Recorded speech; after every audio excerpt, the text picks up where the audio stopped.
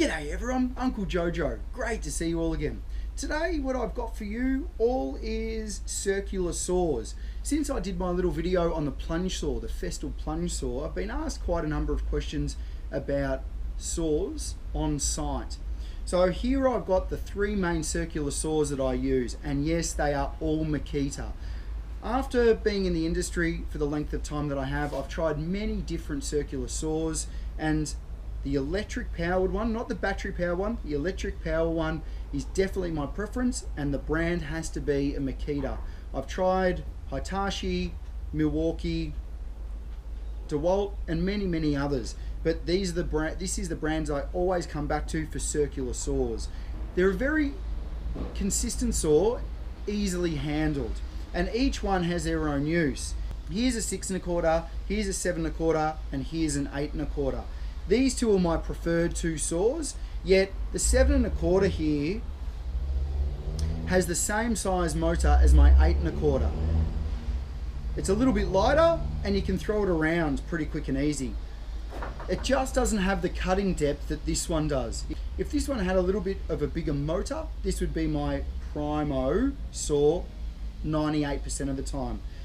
All of the saws are based on the same principle. I have a button in the front here that stops the blade from spinning if I ever need to. Always make sure that your saws are unplugged. I have a button here to ensure that the blade doesn't spin. I can lock that on. They all have their own Allen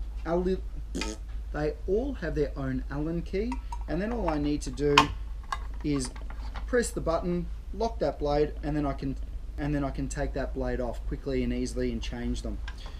All of them are basically the same. All of them have their own Allen keys, and they all have a lock on that saw blade. So all three saws are designed the exact same way. They have an adjuster on the front here. We just need to loosen that off, and then we can adjust our base plate to whichever angle up to 40 degrees that we want to, and then just tighten it back off.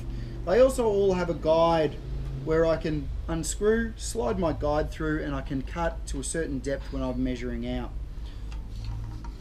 For the height of the saw blade, all I need to do is loosen it, and I can move this up and down to whatever height I want, and then I can just tighten it back into place, and that won't move. It allows me to cut the exact depth that I need to, allowing 5mm just to protrude below the bottom of it. You'll also notice that all three have a different base on them. Here's a heavy duty aluminium base, but it's lightweight. Here's a heavy duty aluminium base, it's a little bit heavier, and this one's got a little metal base on it. All of the bases do the exact same thing. They keep the saw nice and flat on the material that we're cutting. You need to ensure that they're kept in good condition and that they're flat and there's no bumps or lumps left on them. Sometimes I've seen these put down into glue or dropped and these bases kinked. If you can, get a new base for it and just replace the base. The saw itself, they're very hardy. The saw themselves probably aren't damaged in the motor area whatsoever, so you can just replace the base. If they're too stuffed, then you'll just have to get a whole new saw. Don't use them if the base is kinked or wobbled. It just adds a whole new dimension to danger on the worksite, and we want to reduce those dangers on the worksite as much as we can. So there you have it. That's my main circular saw used on any construction site. If you've got any questions or queries about that, please flick them over and I'll answer them for you best I can wherever I can. Thanks for watching, and like always, stay unreal banana peel, and I'll see you in the suit.